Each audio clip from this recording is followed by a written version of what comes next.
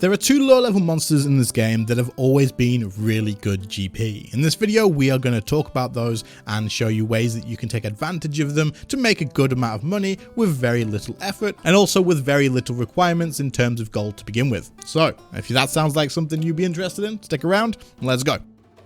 First off, we're going to take a look at frost dragons. Now, of course, if you guessed these were going to be one of the two monsters, then you probably aren't too surprised. These have always been really good amount of gold per hour, and I highly doubt that they are ever going to drop in value unless there is a big update that shifts that. However, as of right now, frost dragon bones are going for a crazy amount of around about 27,000 coins each. You can kill these very quickly with today's power creep and using things like greater chain or any other sort of methods to kill these off very quickly and make yourself an absolute fortune. There's a few other things you can do as well to speed up the process, so we're going to talk about that in this video. Once we've done that, we'll move on to monster 2. To be able to kill frost dragons in the first place, you will need to have level 85 dungeoneering. Other than this, you are also going to want some super anti-fire, which can now be purchased on the Grand Exchange. Other things to note is that the frost dragons do have a special attack, and what this is going to do is it will reflect any damage you deal to the dragon back to yourself while the dragon is using the spec. However, you will normally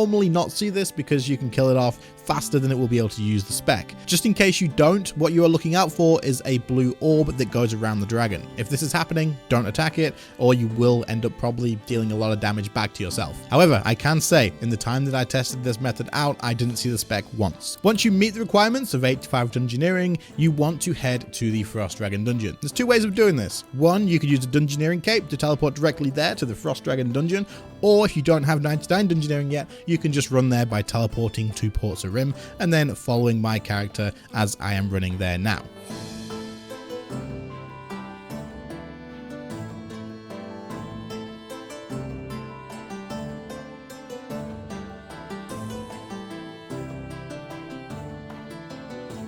So you could come here and just start killing the dragons off and then take them, pick up the bones, and then note those and take them to the Grand Exchange to sell. However, there is a way or a couple of ways to increase the amount of money you can make here per hour, and they are really quite important, and I would definitely suggest using them.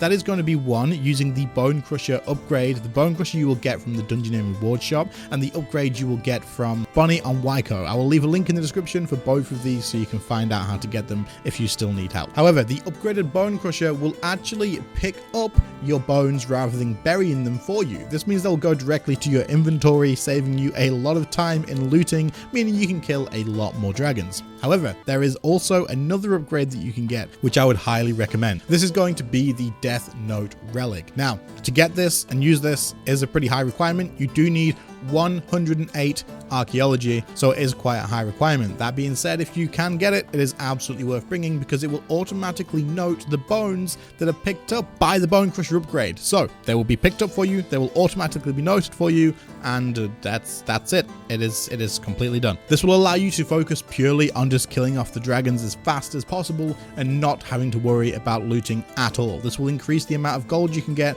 really quickly. Without the Death Note Relic, I could get myself 720 dragon bones in 1 hour. However, with the Death Note Relic, you can get around about 800 frost dragon bones because you don't have to spend any time noting stuff. So with the relic, you're looking at around about 21 to 22 million GP per hour, and without it, you're looking at around about 19.5 to 20 million GP an hour. Still pretty damn good profit per hour methods for something that is super easy to do. It's not AFK by any means, but hey, this is still pretty damn good. These would definitely be a good method for somebody who doesn't have a ton of gear wanting to get a bit of extra cash to maybe upgrade a few things. Next up, we have the good old lava strike worms. Very similar to frost dragons in the way that these are going to give you profit because you are going to be killing them for their ashes. Now, to kill lava strike worms, you are going to need 94 Slayer, and obviously the higher level you are in combat and the higher gear you have, the better. One thing to note now is lava strike worms are still in the wilderness, so please make sure you are opted out of PvP before you go in to kill them, but also because they're in the wilderness and because you can opt out, you can actually kill these nice and safe now with the best gear that you can bring. To get to the lava strike worms, you're going to want to head into the wilderness, find one of the teleporters, and then head towards the place where you can see it is all nice and snowy. Follow where you see my character going now to find the mounds in the ground, and then you want to target these to be able to make them attack attack you as the Lava Strike Worms. This is going to be very similar to Frost Dragons from this point. You are going to want to kill them off as fast as you can using things like Soul Split and DPS prayers or whatever you've got. Bring a DPS familiar. If you need to bring Animate Dead, bring Animate Dead. You can bring whatever you want here. There's no real restrictions, just bring whatever gets the job done best. If you are on a Slayer task for these, you can use your Slayer helmet to get more DPS as well, so keep that in mind. That being said, the reason you want to kill these is for the Searing Ashes. However, they do drop other drops that are worth picking up too, so you will have to look out for any other items you may want to pick up, such as Onyx Bolts and Salvage and that sort of good stuff. However, the main thing is the Searing Ashes. Again, just like the Frost Dragons, if you have the Death Note Relic at 108 Archaeology, when you pick up ashes from the Lava Strike Worms, they will be immediately noted in your inventory, making it very, very easy to continuously kill these and speed up your kills without having to stop and keep picking up all the different ashes. That being said, if you don't have that, just bring along some note paper and note them up just like you would have done with the Frost Dragon Bones if you also didn't have the relic there. Obviously, the same applies here. The more you can kill, the more money you are going to be making. But this is pretty similar to the Frost Dragons in terms of gold per hour. It is 21.3 mil an hour. However, there is something a little bit more interesting about these, and that is that you can actually get a chance it rares. Now, these Lava Strike Worms do actually have a chance to drop the Worm Heart, the Worm Scalp, and the Worm Spike. However, these are incredibly rare when off of task and still pretty damn rare when on task. Off of task, they are a 1 in 12,288 kill. But on task, they come down to 1 in 6,168. So obviously it's still rare, but the chance is still there. The chance is there that you may get this. And as for the prices, the heart is around about 15 million GP. The scalp is 150 million GP as of the last price check, but that was 22 days ago. And the spike was 2.5 million GP 48 days ago. So obviously these prices aren't going to be the most accurate, but it's a rough estimate of where these are sitting. Either way, the Lava Strike Worms really aren't that difficult to kill, and now that it's safe in the wilderness to come here and farm the living crap out of them with no risk of anyone coming and interrupting you, you can definitely profit from these quite a bit. One final thing, if you are someone who is maybe recovering from a hack and you have absolutely no gear whatsoever, one thing you can do is grab the Hellfire Bow from the wilderness, but do not bring anything else with you because you will become skulled when you pick this up, and anybody can attack you and they will be notified that you are there and where you are. But you can use this to kill the Lava Strike Worms with a really strong weapon if you have nothing else. But guys, do not pick this bow up if you have any valuables with you, as you will be opted into PvP and everybody will be notified where you are.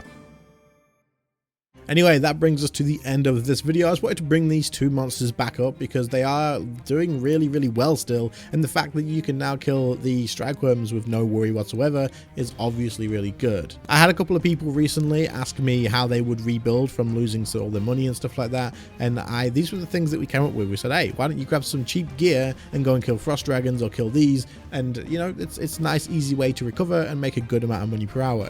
We didn't realize they were like 20 odd mil an hour, so when I found out, I thought, you know what, we'll share this. But keep in mind that the prices will likely drop when this video comes out, and then they'll re-stabilize again, as it's not going to crash forever. So people who are like, you've ruined it.